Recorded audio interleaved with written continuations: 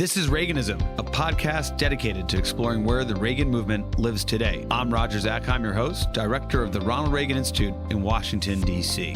On this episode of Reaganism, Roger sits down with Dr. Nadia Schadlow, a senior fellow at the Hudson Institute. She previously served as the U.S. Deputy National Security Advisor for Strategy during the Trump administration. In that position, she was the primary author of the landmark 2017 National Security Strategy. Given the Biden administration's publication of their own national security strategy last month, Roger and Nadia assessed the new strategy and compared the Trump administration's approach with the Biden administration's approach. Dr. Nadia Schadlow, welcome to the show. Hi, Roger. It's great to be here this afternoon.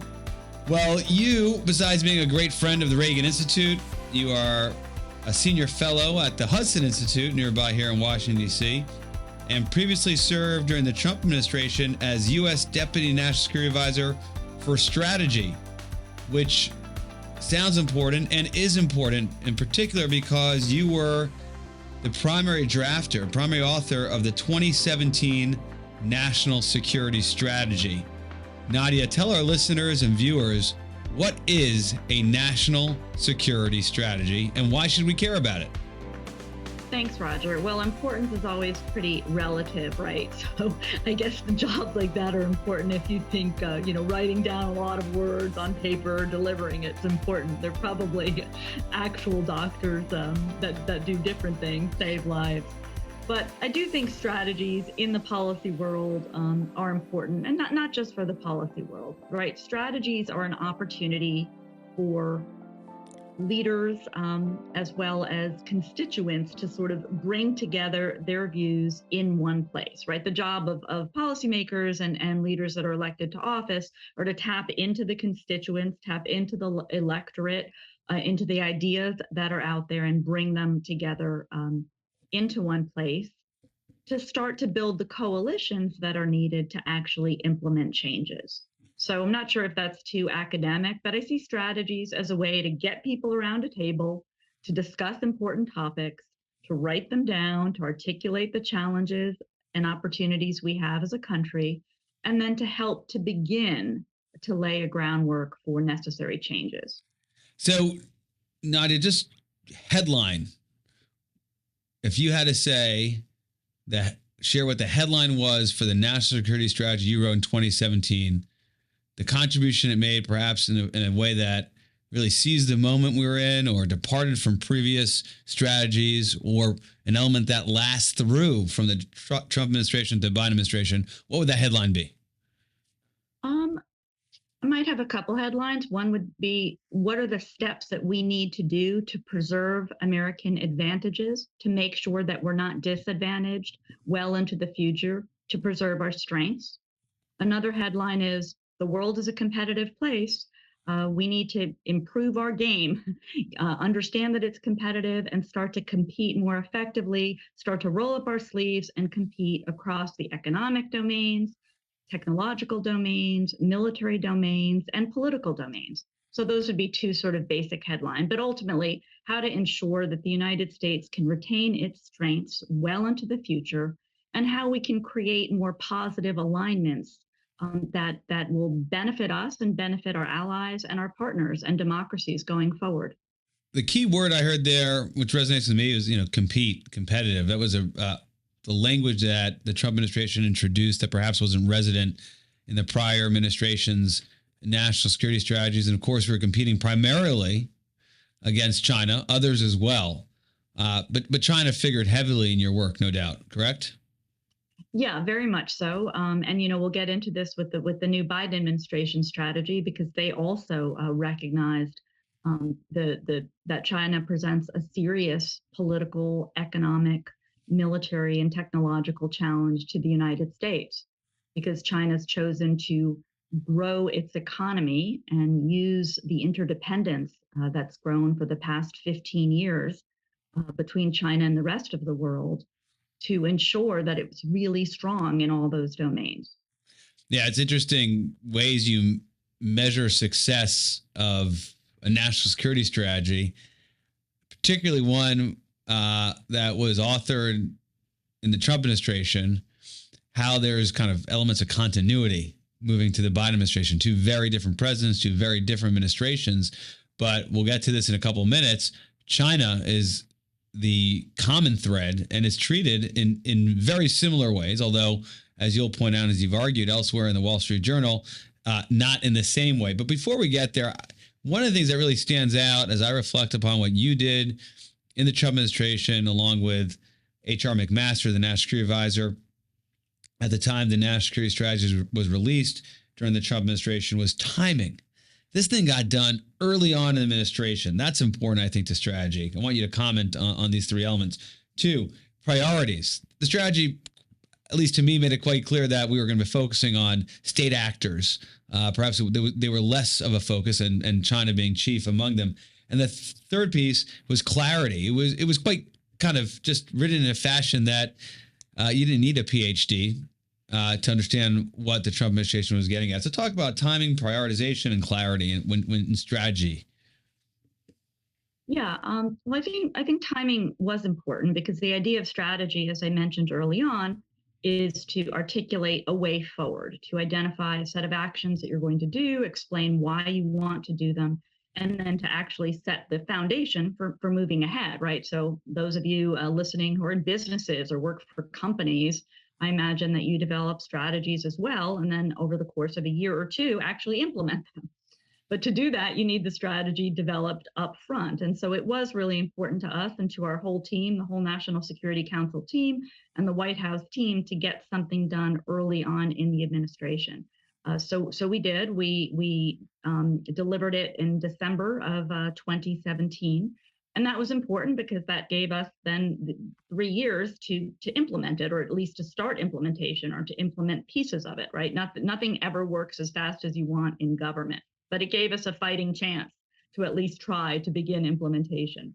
Yeah, I don't know who keeps track of when administrations deliver their national security strategy, and who was the first to get it done or early in their administration, or who got it done the latest. But elected the end of January, or coming to office end of January, I should say, and having the strategy released publicly at the end of that year, that seems to be pretty darn good timing, especially when you think about what's involved there. And Nadia, maybe you can kind of lift the veil here without speaking out of school, of course, in terms of just the difficulty of getting everyone to sign off and ultimately to buy in to the concepts of a national security strategy. Presumably, the most important player is the President of the United States, and that president has said things during the campaign that would be captured in the national security strategy. That makes it, I guess, easier to get buy-in from all the other actors. But this is the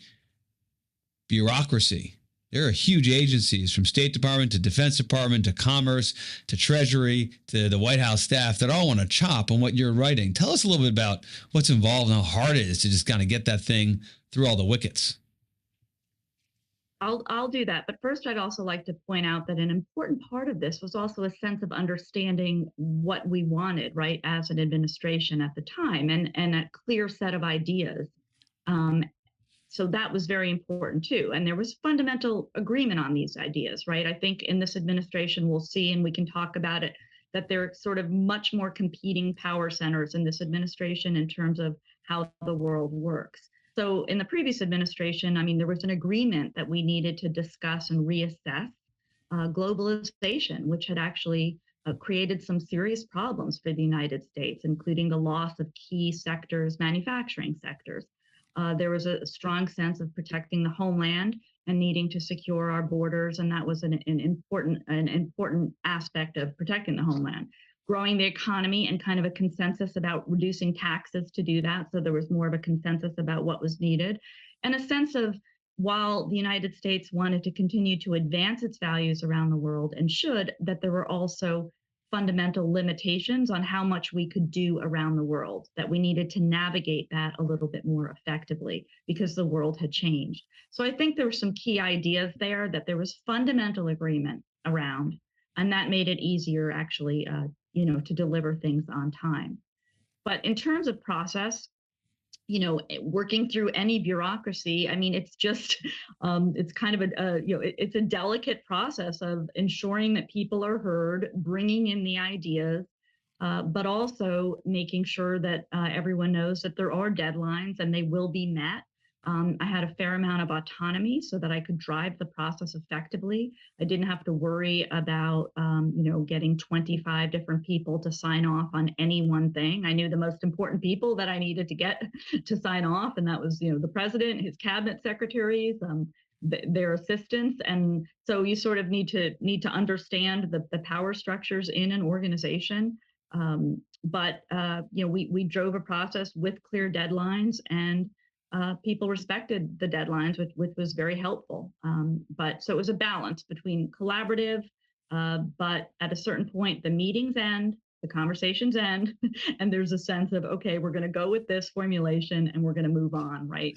I just want to note, though, how exceptional that is. That all sounded so neat and organized, and everybody playing by the deadlines. And I'm sure it didn't feel like that as you were going through it. But Nadia, wouldn't you say that from your experience looking at this, that is a very hard and somewhat unusual thing to accomplish? And previous administrations really struggle with that, and perhaps the current one as well, given they took much longer to release their national security strategy. Well, I think there were a lot of people who were working with me to make this happen. So it was a collaborative approach. But as I said, we also benefited from a sense of approaching bureaucracy in a different way. It wasn't as bureaucratized in the way the National Security Council was set up. People had authority, as I said, autonomy. And so we prioritized those processes to allow things, to get things done. And maybe people were a little bit scared of me. I don't know to say. Scary Dr. Schadlow. Well, between you and H.R. McMaster, actually, it's a formidable team. No one's going to say no. All right, let's move on to the Biden administration and their national security strategy. Of course, it took them longer to get one out. Perhaps that's a function of some of those competing power centers, which you referenced before. Perhaps, I think certainly one contributing factor was Russia's invasion of Ukraine, which took place at the beginning of 2022. In February 2022, there was rumors that the Biden administration was going to release their national security strategy. It had it written perhaps just prior to the invasion, and I think rightly they held off until they could integrate those events and the new reality in Europe and have that reflected in the national security strategy. But for a moment here, Nadia, and then we'll get into your journal piece. What do you think are the examples of continuity between the Trump administration and national security strategy, which are important to highlight? And then what are the most important elements you think that there's departure and change from the Trump administration national security strategy?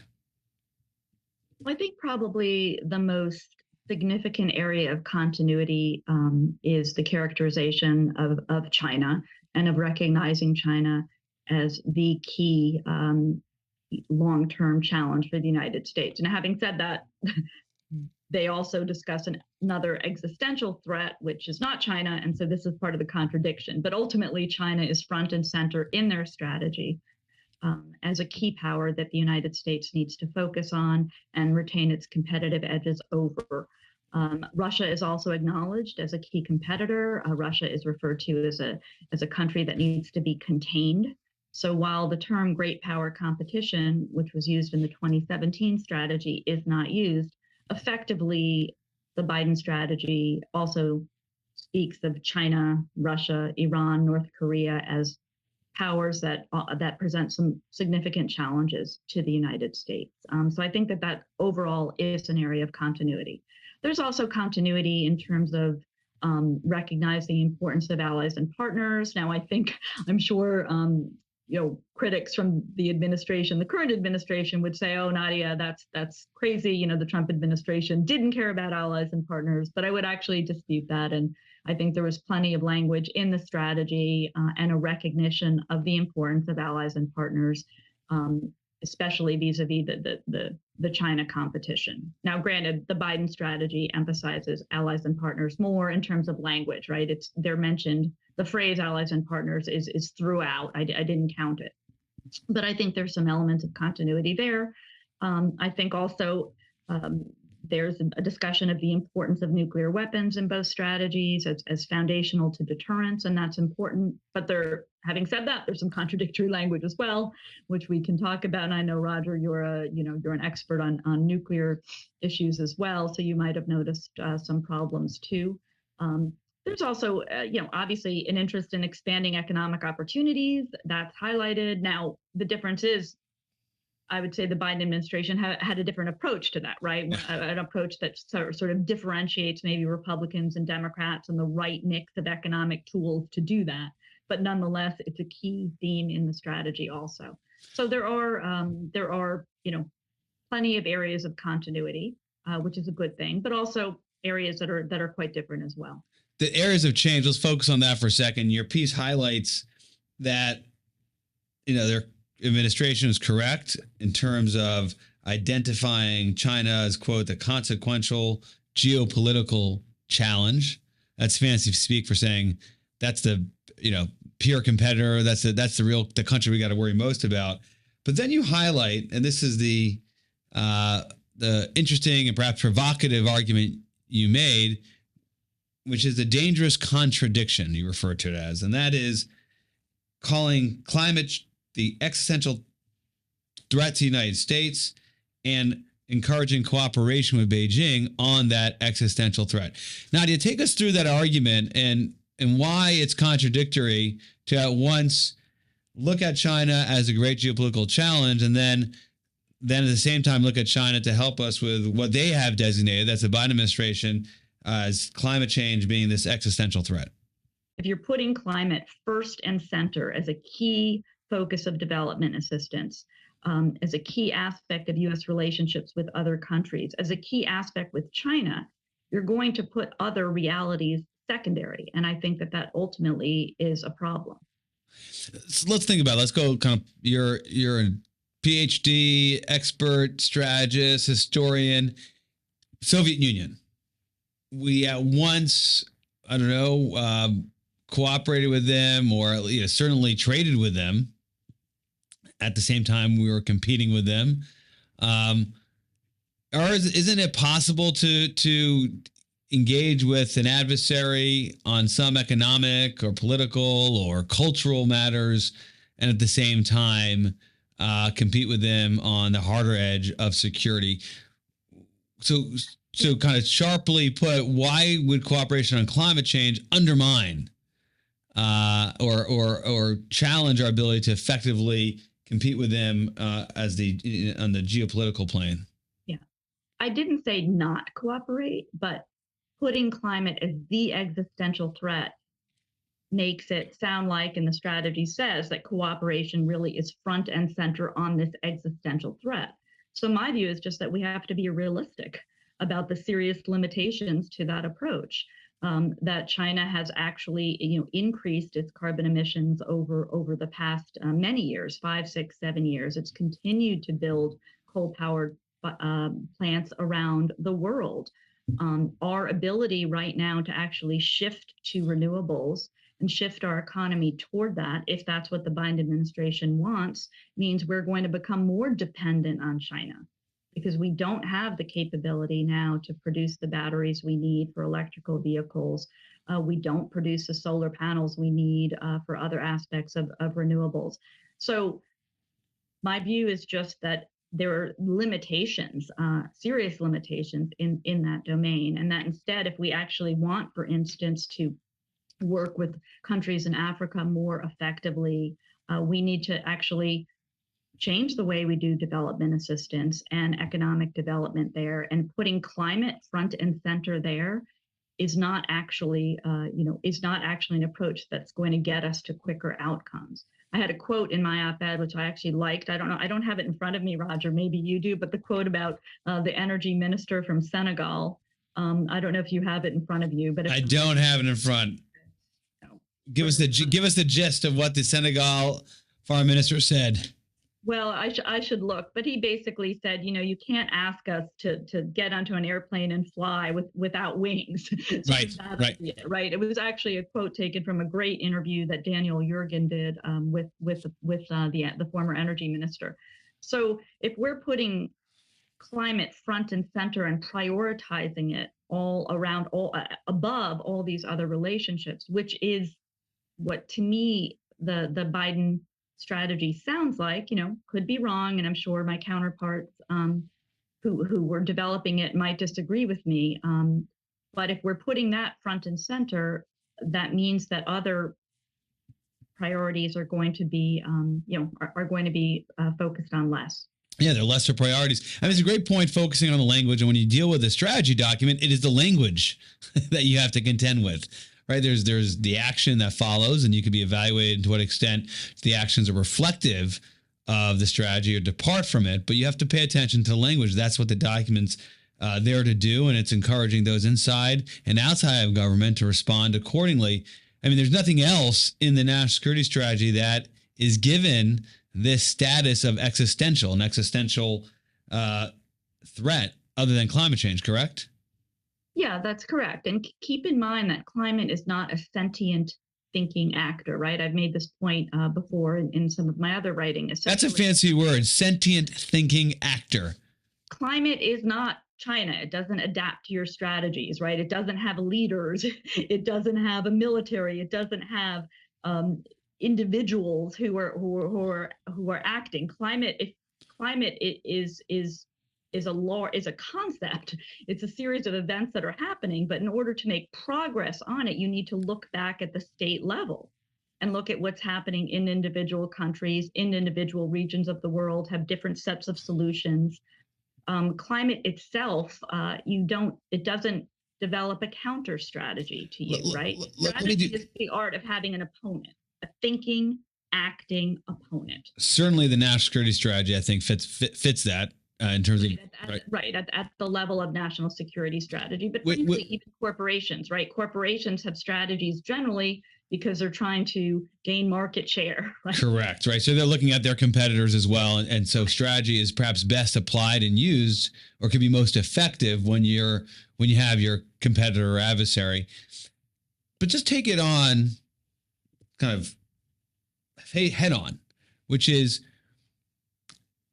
climate change is a very important policy area. Obviously, there's partisan differences on how to deal with it, if it should be dealt with, how best should be dealt with it. But take on the appropriateness, the relevance of climate being in a national security strategy, as opposed to just the priorities of any administration that are addressed outside the bounds, outside the parameters of national security strategy. Because I think this is something that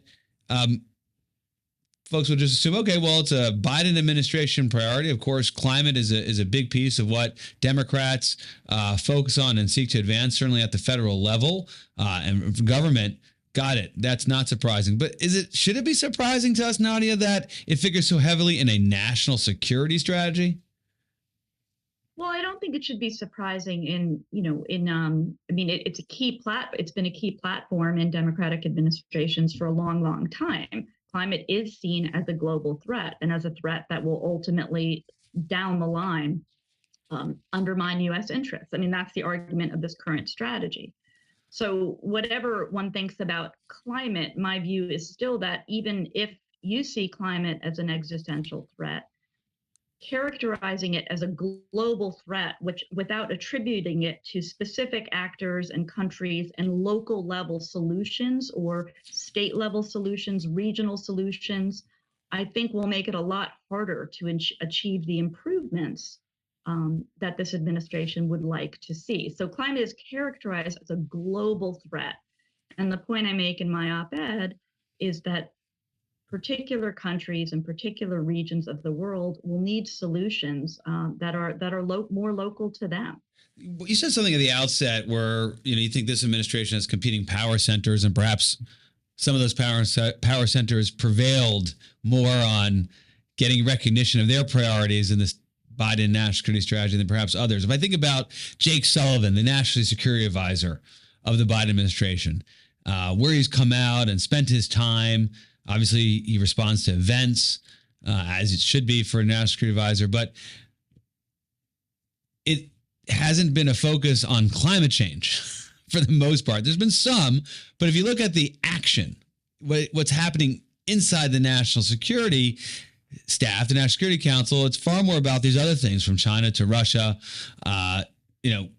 harder traditional national security challenges. My question is this, Nadia: how much is this John Kerry, former Secretary of State, Senator, now the so-called, climate czar for the Biden administration, saying this national security strategy needs to prioritize, elevate, to the exclusion of everything else, climate change? I think clearly there's a lot of John Kerry in this document. But having said that, I would like to call out in a positive way the work of, there are plenty of others in the Biden administration who do have a clear-eyed view of China, right? And actually, a lot of the actions of the administration have been really tough, right? The past few weeks, some of the export controls that we're seeing now related to the semiconductor sector are really unparalleled. We haven't done that in the past. Really strong and creating, for those who agree, people are happy. For those who disagree, they're unhappy. So there have been a lot of really strong and tough steps taken. So I think you do see a clear coalition of people in the administration that really wanted to focus in a different way on China. So in the end, they sort of came out with a document that's almost it's almost, I wouldn't say two different documents, but you could probably almost neatly divide it into who said what and who wanted what in it. And we're certainly seeing those who advocated for the strong language vis-a-vis China playing out in terms of action. Let's move to the China piece and the Biden administration on China. And here I want to reference an essay you wrote for the Reagan Institute as part of our Reagan Institute strategy group. You participate in that. We're grateful for it. And you talk about strategic decoupling with China. Why don't you explain what you mean by strategic decoupling, this concept? And yes, you just referenced recent sanctions the U.S. Has applied through our Commerce Department on U.S. companies that do tooling for semiconductors, for example, or U.S. persons that work for Chinese semiconductor companies in China. That, I think, would all go towards what you advocate for, which is strategic decoupling. Go ahead and tell us what that's about and how you see it playing out. Yeah, I mean, I think it's important to step back and note that decoupling is actually a concept developed by China and by the CCP. Right? Decoupling is the idea that you develop your own supply chains in critical industries, whether it's microelectronics, whether it's pharmaceuticals, critical minerals, batteries, and you develop those supply chains at home using the interdependence of globalization, using the efficiencies of globalization to drive manufacturing plants to your country, so that over time, you're less dependent on the rest of the world. Decoupling is a concept that emerged from the CCP, Made in China 2025, and other plans that the CCP has articulated, have spoken about, and there's plenty of information about that. So we are now, and as we're now in this situation of deciding if we want to accelerate that decoupling, essentially, and why we might want to do that, partly to ensure that we're not vulnerable to the cutoff of key components, right, of microchips, of pharmaceutical supplies, right, which we saw during COVID. So COVID sort of, as this is well known, almost trite to say, COVID made people recognize, gee, we're dependent on a lot of things from other countries, including competitor countries, adversary countries. And we want to rethink our supply chains, reshift our supply chains, reshore some of them, which means bring them back to the United States, or what's been called friendshoring, right? I think Janet Yellen, Gina Raimondo, others have spoken about the importance of putting certain supply chains in Europe, in other parts of Asia. So that's what sort of that's what we're facing today, and that's what really strategic decoupling means. Yeah, and the accelerate it, whether we have that choice, I tend to think of it as perhaps not accelerating, but we are picking our spots in response to where they're seeking to decouple. Because, of course, they decouple in places which advantage them and disadvantage us. And we ought to be in the position where if we are decoupling, we're doing it in a fashion that advantages us and would disadvantage them, right? And they're not always the same thing. Although, interestingly, Nadia, this is where I'd like to get your reaction. It seems to be that Xi has accelerated decoupling more than any kind of policy decisions we've made inside Washington, from social media companies to other technologies, where he's, even in some respects, seems to be disadvantaging those goals, those lofty goals of China, because of other domestic considerations that Xi's taken into account that are not purely economic. Do you see that happening, the trend now that we talk about decoupling, but it's actually the Chinese doing it for us? Yeah, and that was, what I sort of tried to make that point about. Essentially, this is a decision made by the CCP to reduce its vulnerabilities on the West. Now, we've come to a similar kind of way of thinking, that we want to also reduce our vulnerabilities on other countries in key critical sectors. But I think another element that you're seeing there, and we've seen this with the latest party Congress, is that Xi is interested in consolidating his power and the power of the CCP. So those two aspects, I think, are driving what we're seeing today in China: a desire to consolidate his power, which he seems to have successfully done with this last party Congress, and a desire to reduce his vulnerabilities and China's vulnerabilities writ large in key critical sectors. One of the things you put in the national security strategy of 2017, which seems to is another example where there's continuity and recognition that this is a big idea that there's consensus around, that innovation that's required for national security and, frankly, for the economic prosperity this country's enjoyed since the Second World War requires something that's called like innovation base, which is the ability to have a set of institutions, private sector, public sector, that are cultivating innovation. And that contributes, again, to economic prosperity and our national security. The reality is that perhaps a generation, 2 generations ago, government was a primary driver of that innovation through government funding and government institutions, and recognition that now these things are happening outside of government, and government doesn't control or own, and we need to cultivate this innovation base. How are we doing on that score, Nadia?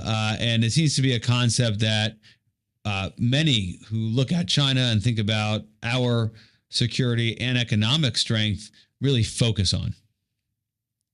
Well, I think that the record that we're sort of mixed, I would say. I'm not sure if I'd give us a C, but I'm not sure I'd give it, maybe a C. Maybe I'm being a little bit pessimistic today.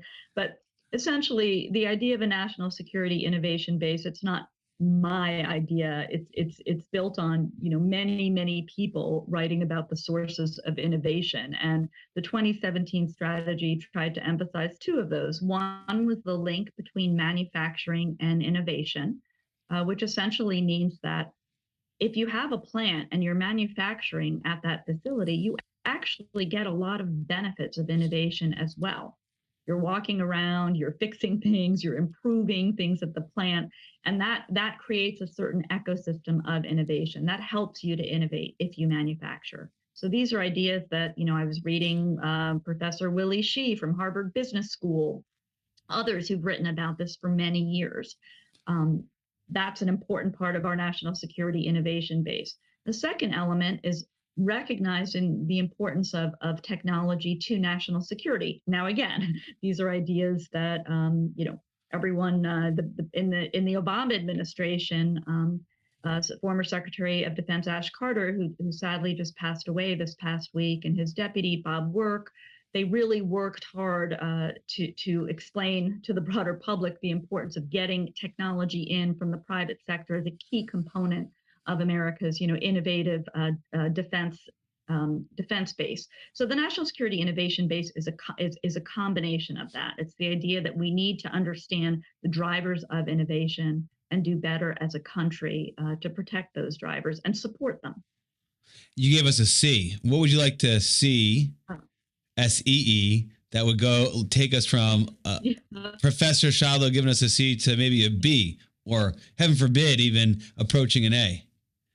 Well, we have to move much, much faster, right? We need a regulatory environment which allows you to actually build manufacturing facilities, right? So If you can't build manufacturing facilities, you can't actually reshore, and you can't actually get the benefits of innovation. We need a climate in which government can actually cooperate with the private sector in a timely way. And we know that this is a persistent and consistent problem, a serious problem. And another component of this is for 15 years at least, we've been discussing problems with STEM, with our STEM education system. If you go back and look at President Obama's statements from around 2009 or earlier, the statements he made then are exactly the same as what we're making today. So we are not moving. And in fact, I think the most recent reports came out last week or within the past 2 weeks about how poorly we're still doing as a nation in that domain. So we need to figure that out. We know there are experts out there who know what the problem is. We can't just keep talking about the problem. We have to try developing more innovative solutions at the state level, right? STEM is not going to be fixed at the federal level. It happens in schools, which are in local school districts, and which are at the state level. So I think those 3 areas, I mean, we're just moving really, really slowly. And, I'd like to be more optimistic maybe next year, but so far. All right. We get the greatest C. We'll see how we do on those areas. And one thing that I think is interesting is the way industrial policy has perhaps incented the private sector to get more involved. One area that's gotten a lot of attention, the CHIPS Act, and those companies, be it Intel, Global Foundries, Taiwan Semiconductor Manufacturing Company, Samsung, they've all seemed to be motivated because they got on this signal that the U.S. government is serious about the United States once again having manufacturing prowess, or at least capacity, for high-end semiconductors. What's the score on that? Are you pleased with what you see? What's going on in Arizona, Texas, Ohio, or is it overstated? It's just too early to tell. I mean, I think there are positive signs about the recognition of this, but it's just too early to tell. We need to evaluate where things are in the spring. What contracts have been signed, what facilities are starting to be built. The balance. So there are a lot of unknowns out there, but there's a huge bureaucracy associated with this as well. So we need to hopefully see. Hopefully things will be done in a different way. We can't wait 10 years for the outcomes, right? For the outcomes. Well, I mean, particularly in that sector, that right. they'll move on multiple generations. I mean, right. One of the interesting things that I've observed, you can decide whether it's interesting, but what I've observed is, the Congress and authorized and appropriated funds for this CHIPS Act, a lot of money, but it's certainly not the type of money that will sustain innovation in the semiconductor space, which is so capital intensive. But it seemed to get some of these companies off, the fence here, that they decide to come in. Almost that industrial policy is not only valuable from the standpoint of the dollars that are going in, but simply the signal from government that they want to be supportive of this. Are you seeing it the same way, or again, you're waiting for the evidence that they've not only broken ground but built something and they're producing? I'm gonna stick to my wait and see, which is appropriate for in a Reagan forum event, right? The equivalent of trust but verify. I'm gonna wait and see. President Reagan would probably be proud of me, You just threw trust but verify at us on the Reaganism podcast. Well done. Extra points for you. In a moment, we'll go to our lightning. I want you to be right. I want you to be right, Roger. I want it to go all in the right direction. But I'm just gonna wait and see a little bit. I can't argue with trust, but verify. Before we go to our lightning round, do want to get your thoughts on the midterms and kind of how you see Republicans approaching national security in the next Congress and as we approach a presidential race in 2024. Nadia, do you think national security and foreign policy will figure prominently amongst presidential hopefuls after this midterm elections? Obviously, inflation, crime are the big issues that we see are impacting races, particularly for Republican candidates. But some of the things we discussed, very much, I think, could push into the political discussion. What's your view? I think it will. I mean, look, I'm not an economist, but some of the most, dramatic inflationary pressures over the past year have been due to geopolitical forces, right? So, there's a direct link between what we're seeing and external forces, whether it's supply chain issues, whether it's the war in Europe, Russia's war against Ukraine. I mean, these are external geopolitical factors. So there's a big link. I think we're going to see, most Republicans out there share the view on China, and you can't separate that from having an international role in the world, a presence in the world, right? These forces are all interconnected. But I think we'll see arguments about, to some degree, industrial policy and the nature of it. We will see arguments about military budgets and what to spend the money on. We will see discussions and disagreements about allies and partners. We'll see additional pressure on burden sharing. So we'll see some of these same issues. But that's just to say that I think international issues will remain important. We're with Dr. Nadia Schadlow of the Hudson Institute and former Deputy National Security Advisor, author of the Trump administration's 2017 National Security Strategy, getting her thoughts on the Biden administration national security strategy. Let's move now to our lightning round, where we ask our guests to share their favorite Reagan quote, speech, or book. Nadia, I believe you have a book and speech you want to share with us. Okay, well, I do have a book, but it's a book that's actually just published by a friend of mine named William Inboden at the University of Texas, and it's called The Peacemaker. And it's really the first comprehensive history of Reagan's foreign policy, which I was surprised to hear, but it's true. So there are lots of biographies about President Reagan, lots of books about his Cold War strategy, but this is a comprehensive look at his foreign policy. It goes into discussions about some of the key people in his administration, Weinberger, Kirkpatrick, Casey, and gets into some of their disagreements. Imagine that, an administration filled with people who disagree. So I think I'm really looking forward to diving into it. I just received it. I've read excerpts of it, and this is not a paid advertisement for it, but I do think it's going to be on my Christmas list. So we love talking about Will Inboden's work, and coming soon to a Reaganism podcast near you. We'll have Will on here probably within the next 3 or 4 episodes. Great book, good teaser. Speech, what do you got? Well, I was looking back a little bit, and there was a speech from May of 1985, which is about 40 years after the end of World War II. And President Reagan had gone to the European Parliament, to Strasbourg, to speak to Europeans. And it's just one of those great Reagan speeches where he is incredibly eloquent. He speaks about the banality of evil, which was Hannah Arendt's phrase, but he's applying it looking back on World War II. Little men who did the terrible deeds, he said, right? And it makes you think about what's happening in Europe today, Russia and Ukraine. He speaks about the early attempts to placate the totalitarians, to be wary of appeasement, but he also was very positive, and he also spoke about the commonness of virtue, which I think was really a great phrase. Common men and women who somehow dug greatness from within their souls. That's just a beautiful line, right? So he always had a way of also uplifting and finding the best in human nature. And I think overall, it's a great speech to go back to.